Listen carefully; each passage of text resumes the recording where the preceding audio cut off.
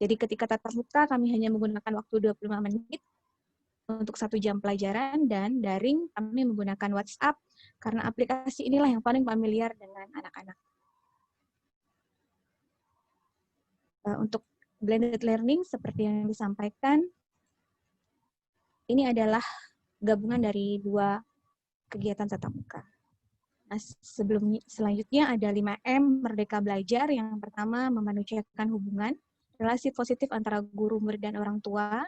Kemudian memahami konsep, menguasai pemahaman mendalam, konteks dengan keseharian. Jadi konsep pembelajaran siswa itu diusahakan untuk mereka dekat dengan lingkungan sekitar, karena waktu di sekolah tidak banyak.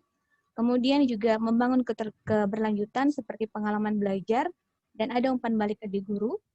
Memilih tantangan dengan mencari tantangan-tantangan bermakna untuk siswa dan memberdayakan konteks atau tugas yang lekat dengan keseharian.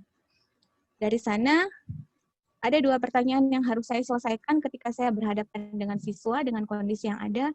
Bagaimana saya bisa mengembangkan model pembelajaran blended learning ini dengan menggunakan 5M Merdeka Belajar pada pembelajaran matematika, khususnya di kelas 11 IPS. Kemudian sejauh mana peningkatan kualitas pembelajaran matematika kelas 11 IPS yang menerapkan blended learning 5M Merdeka Belajar. Metode penelitiannya, penelitian tindakan kelas dengan pendekatan Kurt Lewin. Untuk sampelnya itu adalah yang dilakukan tindakan adalah kelas 10 IPS 1, jumlah siswanya ada 32 orang, berada di SMA Negeri 1 Kuning Besar. Untuk materi pembelajarannya, untuk perencanaan tindakan kelas itu sama, model penelitian tindakan kelasnya ada perencanaan siklus 1, 2, 3, kemudian ada action, ada observation, dan ada refleksi.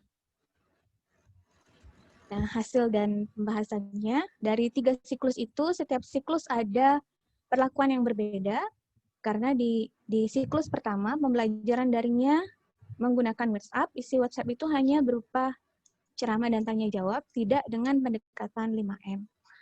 Di awal siklus 1, otomatis karena kami baru masuk ke dunia yang baru, juga gagap dengan kondisi siswa dan keadaannya, maka hanya mengikuti kegiatan seperti biasa saja. Selanjutnya, setelah mengikuti diklat guru belajar, ternyata ada tahapan yang harus kami lakukan ketika pembelajaran.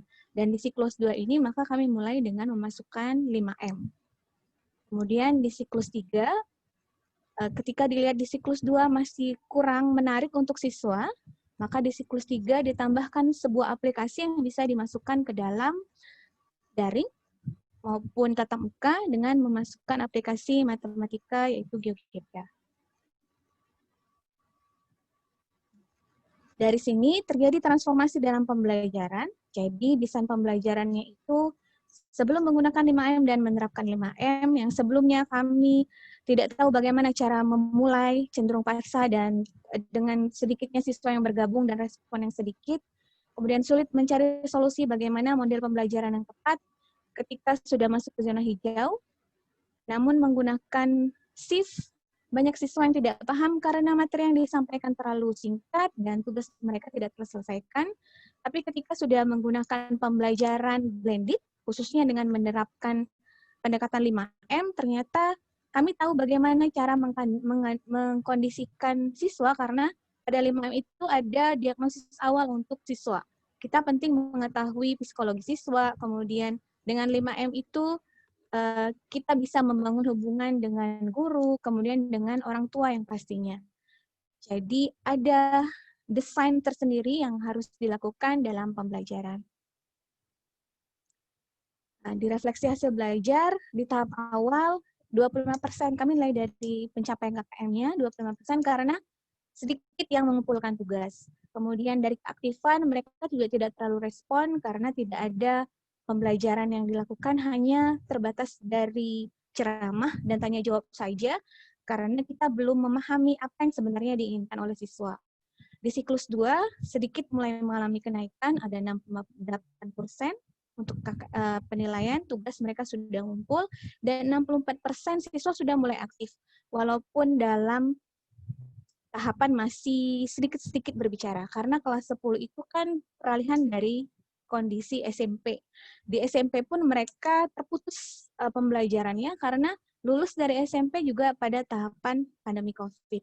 Dan di siklus 3, setelah dilihat ternyata 78% mereka sudah mencapai KKM dan 80% siswa sudah mulai aktif. Di WhatsApp group, walaupun tidak dalam kondisi tatap muka, di hari-harinya biasa, di jam-jam tertentu, mereka sudah biasa untuk berkomunikasi dengan guru, WA, menanyakan apa permasalahan yang mereka miliki, dan mereka menanyakan saling berdiskusi dalam grup WA. Ini ada beberapa tanggapan siswa, dia menyatakan sangat menyenangkan, ini satu dari tanggapannya, dan mereka juga berani untuk menyampaikan saran.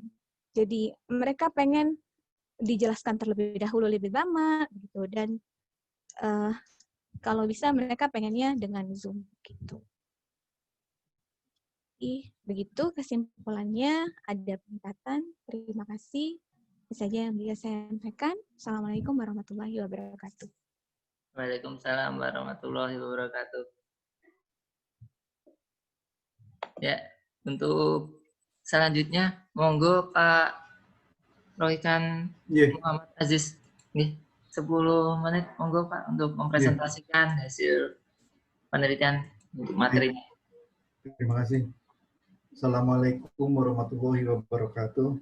Waalaikumsalam warahmatullahi wabarakatuh.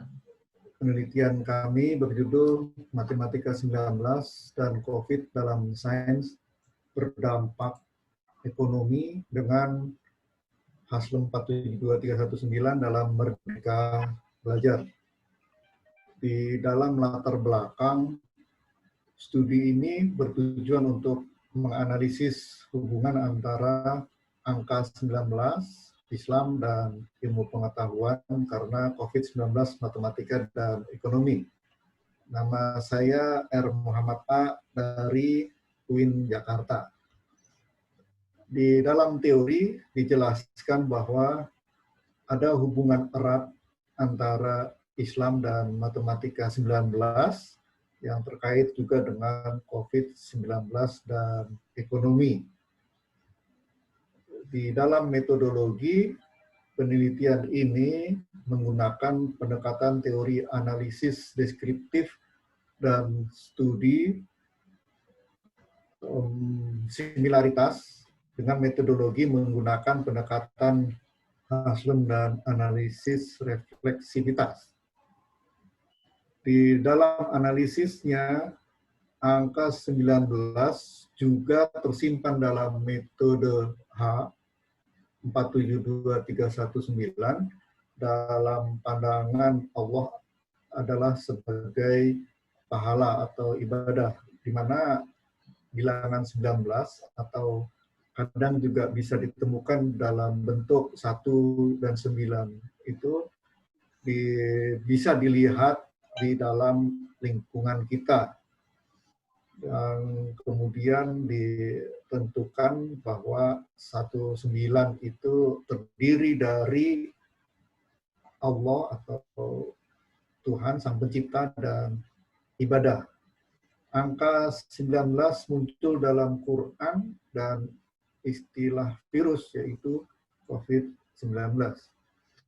Di dalam analisis sumber kita mengasumsikan bahwa terdiri dari dua kata, dua angka, yaitu Tuhan dan ibadah. Di mana Tuhan ini merefer kepada angka 1 dan ibadah merefer kepada angka 9.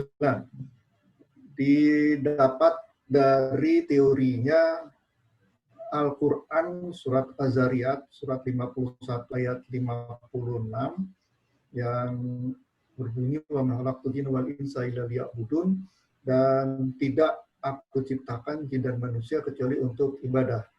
Karena ada kata tidak dan kecuali menurut struktur bahasa, maka kata yang terakhir, yaitu kata ibadah ini, bisa jadi merupakan kata yang mendahului kata sebelumnya, sehingga urutannya menjadi Tuhan, lalu kemudian ibadah, lalu kemudian baru manusia. Sama seperti ketika kita menerima tamu, dan tidak aku buatkan kopi kecuali untuk tamu.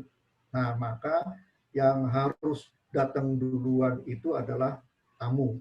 Setelah tamu datang, baru kemudian ada kopi. Sehingga urutannya adalah ini aku, Tuhan, lalu kemudian ibadah, yaitu tadi tamunya, dan kemudian baru muncul kopinya yang dihadirkan. Kalau dalam putaran lingkaran, jika di tengah ini adalah Sang Pencipta yang diwakili oleh angka 1, dan kemudian 9 adalah ibadahnya, maka manusia berada di depannya untuk menggambarkan bahwa diciptakan yang ketiga karena ada yang 9. Nah, 1 dan 9 ini merupakan satu kesatuan. Nanti bisa dilihat di bagian yang paling kanan, di mana yang tengah ini adalah Tuhan yang representasi dari 1, dan kemudian ibadah atau sholat yang merupakan representasi dari 9. Merupakan satu kesatuan. Nah, dilihat di bagian yang kanan ini bahwa terdiri dari satu cermin. Cermin itu sendiri atau mirror adalah Tuhannya, dan kemudian bayangannya atau shadows ini merupakan ibadahnya atau 9-nya. Sehingga yang lebih dekat kepada Tuhan adalah ibadah. Yang lebih dekat dengan angka 1 adalah angka 9. Baru kemudian diciptakanlah manusia, yaitu orang yang mengajak di depannya.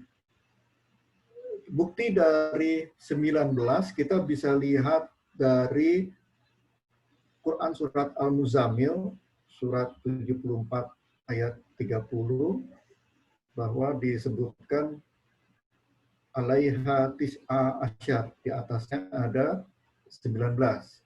Lalu kemudian di dalam bentuk tangan kita, telunjuk ini menyerupai angka 1, dan kemudian jempol kita yang besar ini menyerupai angka 9, di mana telunjuk seperti sendi engsel dan jempol seperti sendi peluru. Dan juga kita mengenal kelipatan 7 di dalam bilangan prima yang ke-7 muncul adalah angka 19. Dan juga bentuk dari haji, sa'i yang dalam gambar seperti satu garis, lalu kemudian tawaf atau Ka'bah, ya bentuknya bulat, dan itu bisa digambarkan menjadi seperti angka 9, sehingga ada 19 di haji. Dan juga di COVID itu sendiri, COVID-nya juga sekarang menjadi COVID-19. Mungkin Allah sedang merimain kita, mengingatkan kita bahwa di dalam perkembangan sains, ilmu pengetahuan, itu tidak bisa dipasrahkan dari masalah agama. Di atas ada masalah Quran, lalu di tengah kemudian ada matematika, lalu kemudian di tengahnya lagi ada sains, dan di bawahnya lagi juga tentang agama, sehingga semua berkumpul menjadi satu kesatuan. Lalu turunan 19 terdiri dari 1, yaitu tadi disebutkan sebagai Tuhan yang Maha Esa. Nah, 9, kenapa disebut sebagai ibadah atau sholat? karena dia mewakili jumlah rakaat sholat. 2, sholat subuh. 3, sholat maghrib. 4, sholat zuhur, asar, isya. Sehingga 2 ditambah 3 tambah 4 sama dengan 9. Dalam pernyataan ini, maka muncul kata Tuhan membuat desain ibadah lebih dahulu. Lalu kemudian manusia diciptakan. Sehingga yang semula kita beranggapan bahwa Allah menciptakan manusia itu betul, tapi ada desainnya. Desainnya itu adalah ibadah. Kemudian kita lihat di dalam cermin.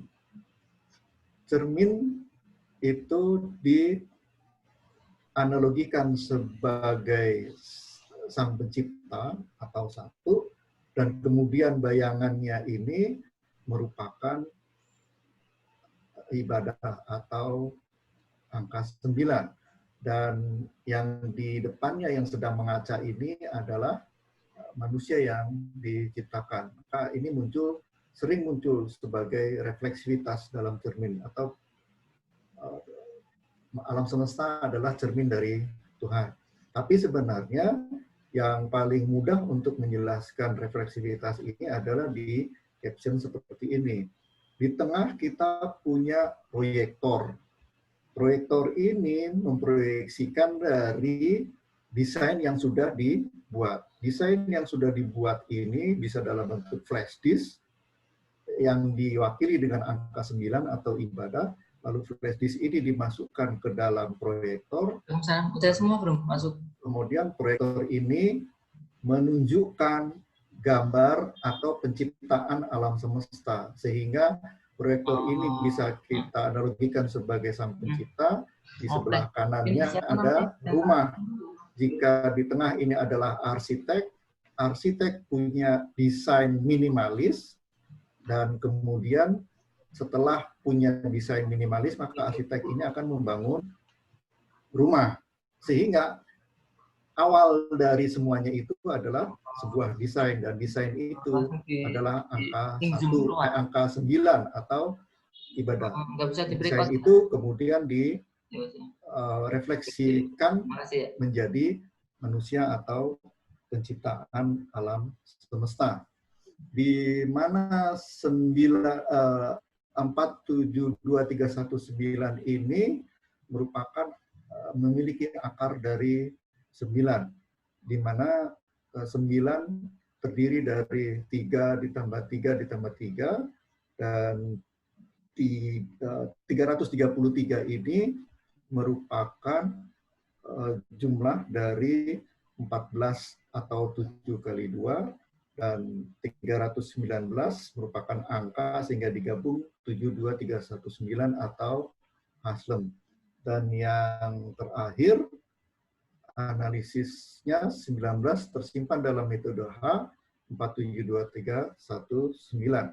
Kesimpulannya bahwa Tuhan membuat ibadah terlebih dahulu, dan ibadah eksis duluan, kemudian baru diciptakan manusia. Matematika 19 merupakan bukti bahwa Tuhan membuat ibadah, kemudian menciptakan manusia. Dan ibadah diwakili dengan angka 9, yaitu sholat. Dan sholat merupakan integral dari rumus Haslem atau 47319. Dalam bahasa Indonesia, simpulannya adalah hasil dari studi ini menunjukkan bahwa jumlah angka 19 adalah simbol ibadah atau Tuhan dan ibadah, yang berarti Allah menciptakan manusia berdasarkan desain ibadah. Dan dampaknya bahwa COVID-19 ini juga mengingatkan kita dengan turunnya ekonomi, tapi kemudian solusinya juga memaknai nilai ibadah. Demikian presentasi. Terima kasih atas perhatiannya. Assalamualaikum warahmatullahi wabarakatuh. Waalaikumsalam warahmatullahi wabarakatuh. Ya, mari kita aplaus bersama-sama atas semua pemateri sudah menyampaikan materinya. Untuk Pak Arianto, karena beliau tidak bisa masuk ke ruangan ini, maka Pak Arianto ada di ruangan yang lain untuk mempresentasikan. Untuk Bapak Arda Kurnia ini sepertinya tadi tidak ikut dalam Zoom, jadi beliaunya tidak masuk ke ruangan ini. Dan satu lagi Bu Evi juga tidak masuk ke Zoom. Jadi monggo untuk 15 menit saling sharing saja, barangkali ada pertanyaan atau mungkin untuk sharing yang lain, monggo.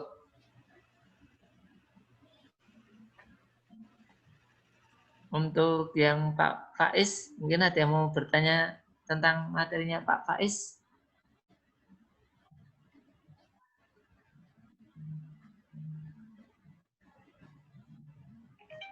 Untuk Bu Irma, ada pertanyaan? Ada yang mau tanya ke Bu Irma?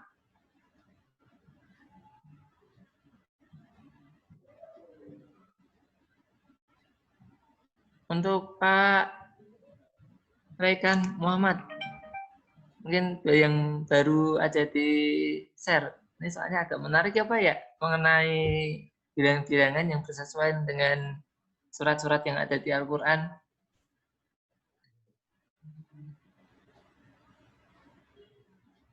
Monggo Bapak Ibu, barangkali ada pertanyaan.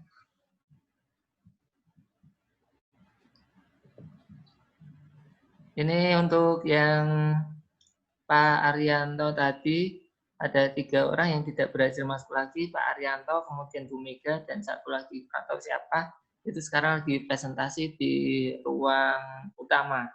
Jadi barangkali ini kesepakatan aja, mau sebentar.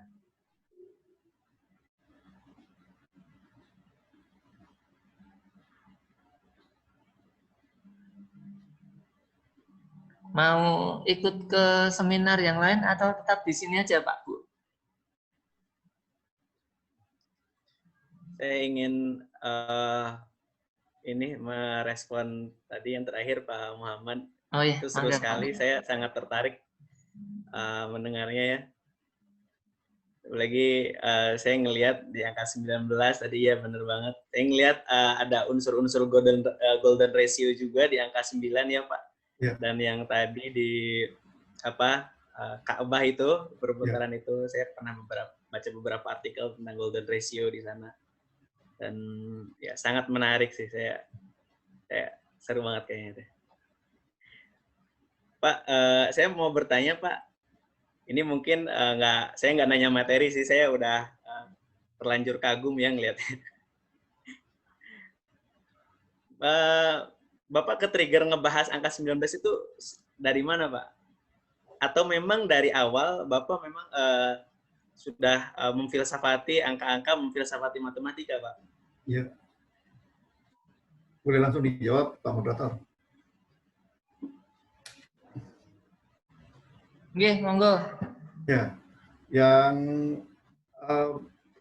angka 19 lebih banyak dibicarakan, tapi kemudian mestinya kan Islam, Quran, Allah juga punya filosofi kenapa 19 itu sering muncul. Kalau di tangan kita kan tadi juga sudah ada ya tangan kiri ini, kelingking jari manis jari tengah ini seperti angka 3, melambangkan manusia yang diciptakan. Kemudian telunjuk ini adalah angka 1, Allah sang pencipta, dan yang terakhir adalah jempol yang menunjukkan angka 9, ibadah 2 tambah 3 tambah 4. Lalu sering muncul yaitu 1 dan 9, tapi kemudian tidak ada ayat atau filosofi yang menguatkan itu. Lalu sempat terlintas ketika ada kata, saya berulang-ulang bertanya, wa ma khalaqtul jinna wal insa illa liya'budun. Saya suka bercanda dengan mahasiswa, kenapa nggak langsung aja ya ditulis wa khalaqtul jinna wal insa. Kenapa tidak langsung saja? Kenapa harus kata pakai tidak dan kecuali? Saya ciptakan manusia untuk ibadah, dan itu karena sering diulang-ulang di setiap semester, akhirnya kan suka ada yang nyeletuk. Celetukannya salah satu, ya kalau ada kata tidak dan kecuali, maka kata itu harus dibalik, sama seperti tadi. Tidak aku buatkan kopi kecuali untuk tamu. Lalu di situ dapatlah semacam dasar filosofi. Oh, kalau begitu memang betul bahwa logika yang dipakai manusia disesuaikan. Maksudnya Allah memberikan filosofi supaya manusia bisa berpikir. Kalau misalnya Allah tiba-tiba mengatakan muncul manusia, kita akan sulit untuk mengembangkan dalam keilmuan. Tapi ketika Allah mengatakan ada desain awalnya kok, maka sama prosesnya dengan seorang arsitek membangun rumah. Nah, ternyata desain awalnya itu adalah sholat. Artinya makna tujuan itu bisa jadi makna desain awal. Jadi kalau ada yang mengatakan desain rumah saya seperti minimalis, maka otomatis desain awalnya juga minimalis kok. Nah, jadi sholat itu bisa bermakna tujuan, tetapi Allah menyimpan makna tujuan itu menjadi desain. Di surat itu, di ayat itu disimpan matematika 19-nya itu supaya nanti ketemunya ketika teknologi sudah bisa mencapai itu. Kenapa? Semua sudah bisa diperoleh makna 19. Kalau dulu kan sulit tuh.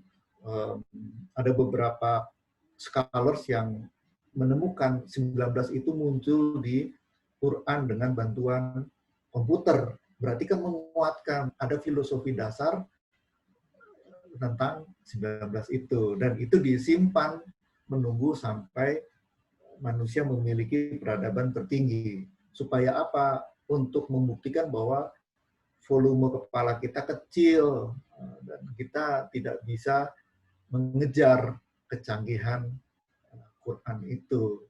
Dan yang perlu diingat lagi ketika itu sama dengan COVID-19, menguatkan bahwa matematika itu tidak lagi bisa sebagai sains, tapi juga masuk dalam ranah agama. Kenapa? Karena kan problemnya adalah COVID-19, ada matematika 19-nya. Tapi dampaknya di ekonomi. Ekonomi kita jatuh semuanya. Solusinya ternyata nggak di ekonomi maupun di matematika 19, tapi di agama. Kita malah mendekatkan diri pada Allah karena kita khawatir kena resiko paling berat. Nah, jadi artinya dengan adanya Tuhan yang cuma satu ini, seharusnya antara matematika, kemudian agama, dan semuanya itu dia menjadi satu kesatuan. Kalau kita menganggap bahwa COVID-19 itu mengingatkan bahwa sains dan agama itu harusnya satu, ya bisa jadi juga makar Allah seperti itu. Demikian, Pak. Ya. Pak Muhammad, saya agak ini, Pak. Kalau untuk anggapan 13 sebagai nomor sesuatu yang sakral atau 13 atau 17 itu pernah dibahas belum ya Pak ya? Kalau 13 itu versi yang 19 itu tinggal ditambah 3 ya Pak ya. 3 tambah 1 tambah 9 sama dengan 13. Nah, 13 itu ada di tangan kita nih. Ini angka 3. Ditambah 1, 4. Ditambah 9, 13. Nah, kalau dirubah di dalam bentuk huruf, maka angka 3 ini di tangan kanan kita seperti huruf sin. Lalu kemudian angka 1 seperti huruf lam. Dan angka 9 seperti huruf mim. Akar kata sin lam mim ini merupakan akar kata dari Islam. Jadi 13 itu merujuk kepada kata Islam. Itu Pak. Luar biasa ya Pak Muhammad ya. Ya. Mungkin ada yang lain yang mau bertanya atau saling sharing. Kalau Bu Irma dari universitas mana Bu Irma? Dari SMA, Pak. Oh dari SMA. SMA mana Bu? Saya SMA 1 Puding Bisan Di Bangka Belitung. Wah Bangka Belitung hebat sekali. Ini apa Bangka Belitung tuh yang pernah dijadiin film apa gitu ya Bu ya? Kayaknya ya, Bu. Laskar Pelangi. Oh iya Laskar Pelangi. Wah mantap. Ikut jadi pemerannya nggak Bu? Oh, enggak. Jadi penggemarnya. Kalau Pak Muhammad tadi dari mana Pak? UIN Jakarta. UIN Jakarta. Oh iya. Di matematika ya Pak ya? Di Fakultas Ekonomi Pak. Fakultas Ekonomi. Oh. Kalau Pak Faiz sama Bu Aulia? Kita masih ini mahasiswa S2 di mahasiswa S2. Oh iya. Sebagai syarat ini ya Mbak ya, sebagai syarat untuk sidang proposal atau apa Mas Faiz? Nah, Belajar. Oh belajar. Masih belajar, iya. Soalnya sekarang S1-nya nanti dari mana Pak Faiz? gimana Pak? S1-nya dari mana? Saya satunya dari IAIN Cirebon Pak. Matematika. Iya, Iya, pendidikan matematika. kami berdua S1-nya matematika. Hebat Satu dong. matematika. Soalnya ambil psikologi. Iya. Integrasi S2. matematika dan psikologi. Ya. Saya alumni S2 UPI. Oh, iya Bu. So, dari matematika juga berarti Bu? Ya, S2 dari di matematika. matematika juga. Alasannya masuk ambil psikologi apa Pak? Kenapa nggak S2 matematika aja lagi? Ini pertanyaan yang sering banget ditanyakan. Iya. Kalau saya pribadi, karena saya ngelihat, yaitu ya tadi matematika itu unik dan banyak yang belajar matematika itu supaya bisa matematika dan bisa mengajarkan matematika. Tapi belum ada yang lebih jauh membahas sisi psikologi dari pembelajaran matematika atau matematika itu sendiri. Saya terinspirasi dari salah satu jurnal itu, beliau lupa siapa namanya. Beliau tuh ahli pendidikan dewasa, psikologi dan matematika. Beliau bilang pendidikan matematika untuk dewasa itu bagaikan tanah tak bertuan. Terus kata dia, gak apa-apa tanah tak bertuan, saya yang akan jadi tuan di tanah itu katanya. Makanya saya, wah iya, ini challenge buat saya, buat jadi pemilik tanah psikologi matematis gitu. Ya, ini langkah pertama saya pengen belajar nulis sebenarnya. Jadi kebetulan Aulia juga sama dari matematika. Yuk kita belajar nulis gitu. Makanya coba buat nulis dan ikut-ikut kegiatan seperti ini, Pak. Saya beri masukan boleh Pak? Boleh Pak. Ya, ada mahasiswa saya SMA Gontornya itu tidak diberikan matematika oleh bapaknya. Bapaknya kepala sekolah. Lalu kemudian ketika masuk UIN ekonomi, dia harus lulus telat. Padahal dia pinter. Dia bilang, saya takut ketemu SPSS sama IFUS karena di situ banyak angka. Lalu dia marahin bapaknya, kenapa sih bapak nggak ngajarin matematika saya waktu di SMA? Kan saya jadi telat, padahal kan saya pinter.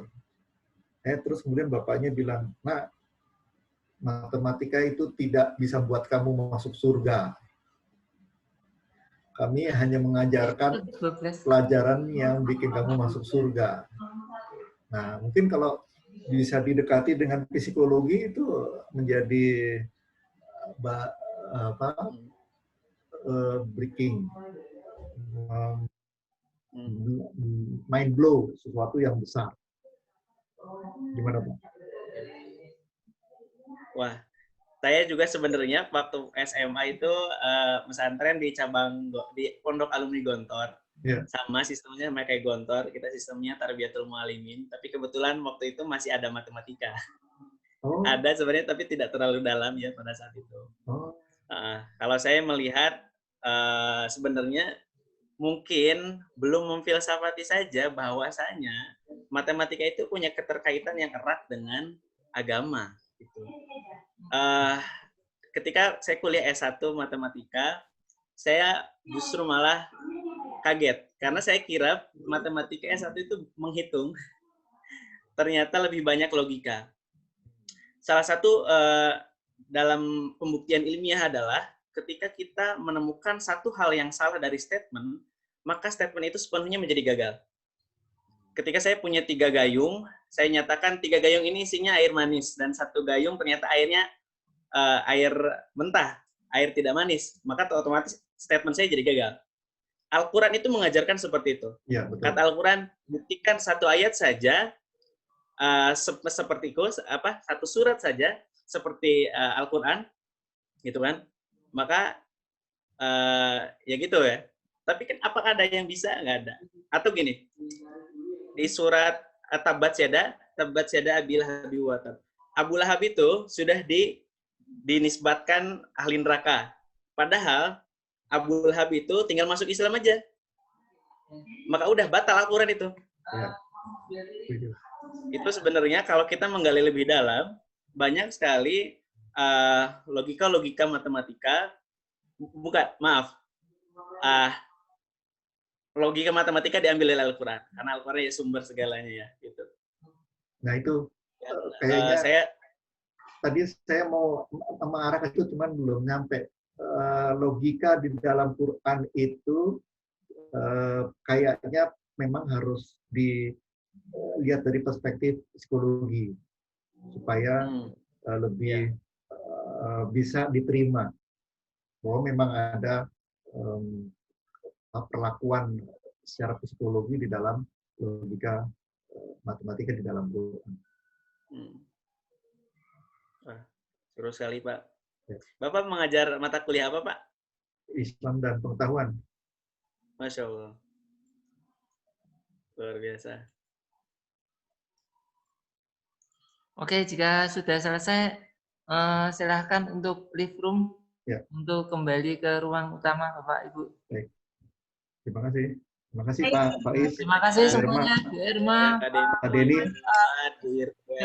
Terima kasih banyak. Sama-sama. Semoga bisa berjumpa di lain kesempatan. Ya. Amin, siap-siap. Amin.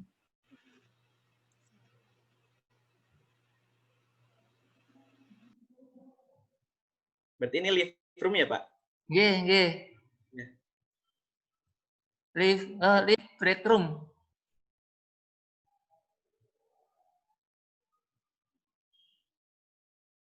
Dalam membuat tabel informasi. Nah, selanjutnya untuk yang panah merah ini merupakan tahap dari strategi. Nah, sebelum tahap strategi itu harusnya ada tahap inferensi. Jadi yang memenuhi tahap inferensi yaitu hanya SD2 atau subjek dominans 2. Namun ini juga tidak satu indikator belum terpenuhi, yaitu harusnya ada langkah di sini, langkah penyelesaian. Namun subjek malah langsung ke pemisalan variabel. Nah, di sini kurang memenuhinya. Nah, sedangkan di subjek dominan 1 itu tidak melewati proses tahap inferensi. Nah, kemudian untuk tahap strategi, keduanya bisa dilihat melakukan, jadi hanya sampai kepada proses akhir, jadi masih banyak yang tidak dilalui, seperti membuat grafik, kemudian menentukan